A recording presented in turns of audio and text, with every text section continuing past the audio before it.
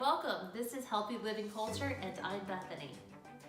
Today we're going to go into what is profession versus vocation. And my last video, if you haven't watched it already, I know shameless plug, was about being authentically you.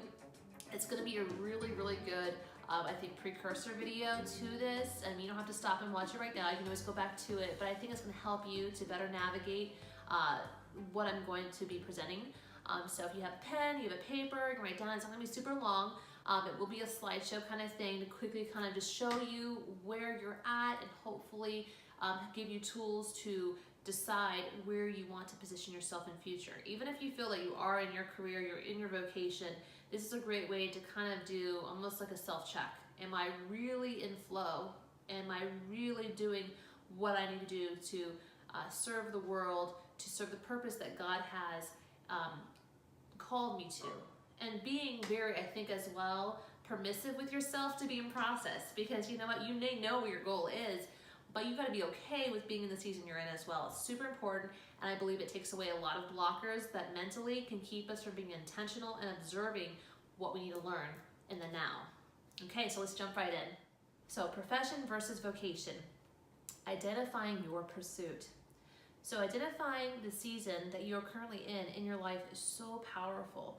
I mean, this alone with another mentor I had really profoundly shifted me, and I think granted me access to areas of what I was capable to do and discerning the difference between what I'm good at and what I want to do.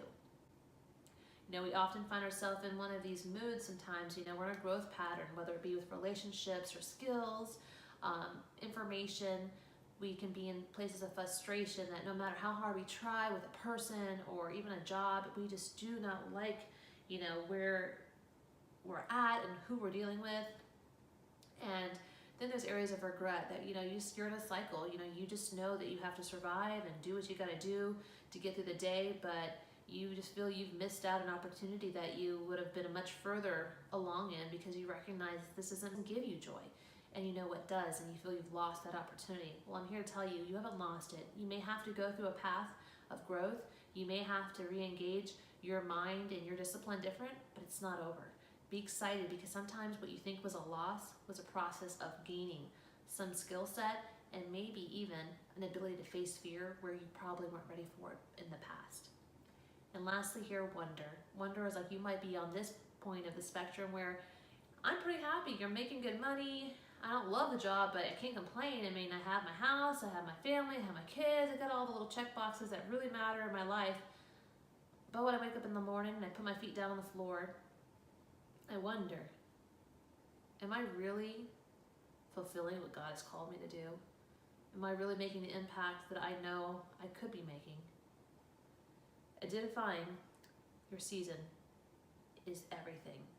So right now, what season are you in? With what I just kind of ran through, define, write it down, say it out loud, think about it. What season are you in? How can anyone find their path towards destination when they are uncertain where they currently stand? I mean, it's trying to chart, you know, a path on a map on the ocean, and you want to get to a certain island, but you can't even figure out where you're starting from. It's chaotic and almost impossible to get where you need to go.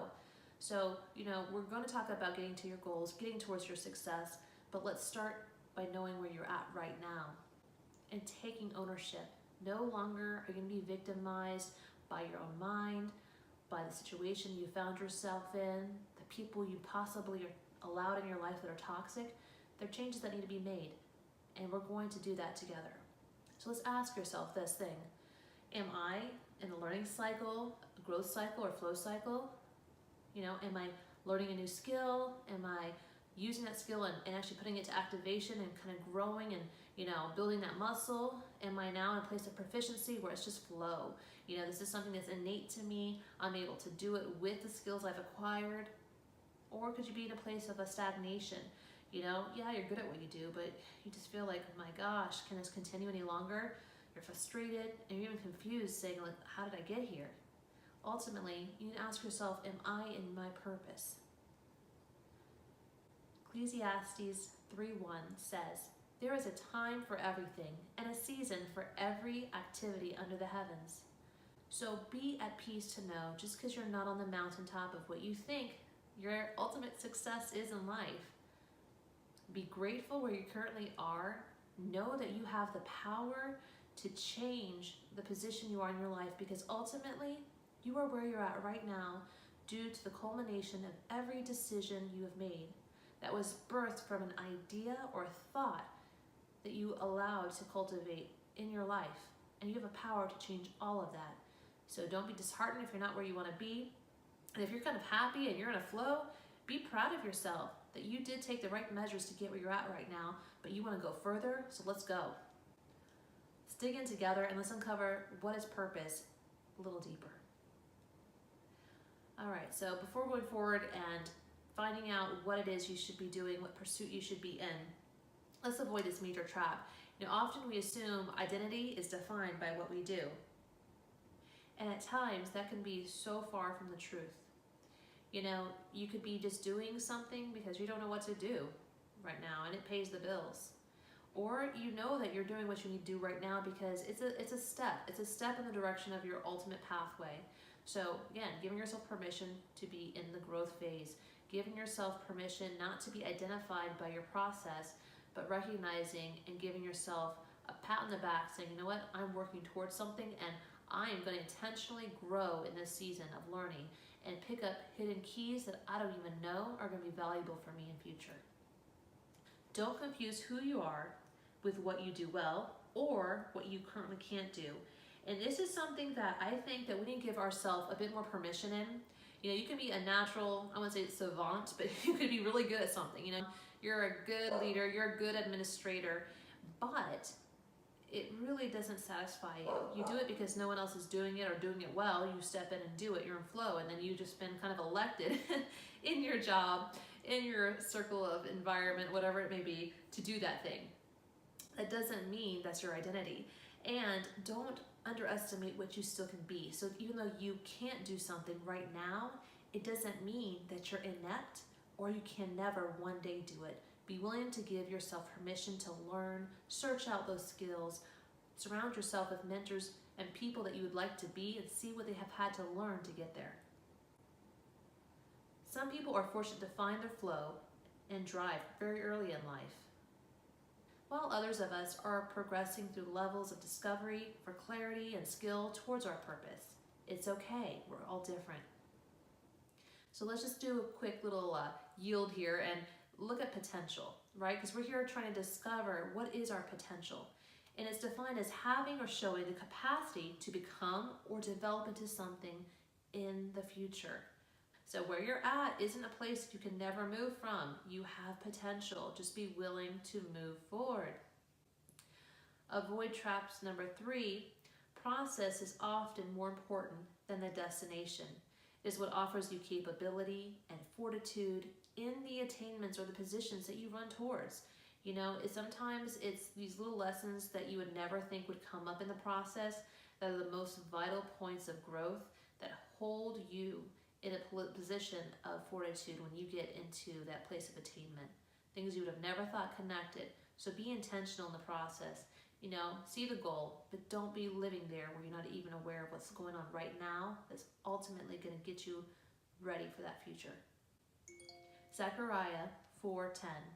Do not despise these small beginnings, for the Lord rejoices to see the work begin. Let's just get started. Let's not worry about having to be there today. Let's get started. Let's move forward. Let's put aside procrastination. C.S. Lewis says, you can't go back and change the beginning, but you can start where you are and change your ending. I love that statement, and I think that's just something that we should just put on our wall, on our phone. You're going to have bad days, and you're going to find yourself looking back. Stop doing it. Start where you're at right now and change your ending. Why I do what I do. Sometimes we must inventory the reasons behind our why. Am I doing this because? So why do you want to do what you want to do? Sit down, pause this video, write out a list. Why do you want to do a certain job? Why do you want to learn a certain skill set? Is it for the money? And it's okay. You want to have a good paying job. There's nothing wrong with that. but make sure there's other criterias that get you up in the morning, the reason you want to do that, a passion behind why you want to do that. And then let's contrast a major misunderstanding in our culture, and that is the profession versus vocation. So what does it mean to have a profession? So when I looked up the word, there's many different definitions that you can look into profession as being, but one of the key elements I noticed was it's being derived from the word to profess or professes. So to consciously adopt or study something. So you are professing, you are declaring you are going to work towards consciously adopting or studying something. So this is a skill you have to acquire. It may not have been innately, in you, but it's something you are going to put your time towards learning. Specialized knowledge and often long, intensive preparation is required to enter a profession. After an occupation becomes full-time, in that, just starting a job you fell into, it becomes your profession because now that you've been in it long enough, you've learned the ins and outs and you become quite skilled at it. Having a relevant professional qualification, those going to higher education or even like a trade school to be able to quickly step into a job with very specific skill sets. And lastly, an intellectual service in the public's interest. So some of these like self-learners, you know who you are, you're able to figure it out on your own. You want to move from one job to another, but you had to, before doing that, learn a skill. And then you were able to enter into a new profession. So let's contrast that with finding your vocation. So vocation, or it literally means calling, vocal, coming from the Latin word vocare, it's a strong desire to spend your life doing a certain kind of work, a strong inclination, a life's work, a mission. So the essential difference between the two is the profession is acquired training or skill set in a specific industry, etc. And then your vocation is innate, it's passion driven, and it's a mission or calling. So let's look at some tools that we can use towards discovering, what is the difference between our profession, or what do we have as skills towards our profession, and what do we have innately in us that is more of a vocation for us. So essentially we're going to look at some ideologies that will help us drive our discovery, where we can identify what core pursuits that you should be driving towards that will give you happiness and it will actually fill a need for the world, and we'll find a way to be compensated towards. Because it's great to help people, but you got to pay your bills. And how wonderful would it be to be able to do what you need to do to help people fill a need that you just love doing and being compensated for it, waking up happy. So speaking of which, there is an ideology found in Japan that millions of people have, and they call that Ikigai. It's one of their reasons to jump up out of bed each morning. What's your reason for getting up each morning? The Japanese island of Okinawa, where Ikigai has its origins, is said to be the home of the largest population of centurions in the world. And if you don't know what a centurion is, it is a population of people who tend to live past 100 years of age. And so could the concept of Ikigai contribute to longevity? So Ikigai essentially is defined by these four major pillars: what you love, your passion, what the world needs, your mission, and what you are good at, your vocation, and what you get paid for, your profession. This is a concept that Ikigai holds, and if you kind of want to stop the video, take a picture, go dive deeper, write it, I would even trace this out if you can on a piece of paper and write out what are the things that fulfill you or you're capable of doing that follow these little segments, and see where Ikigai comes out for you.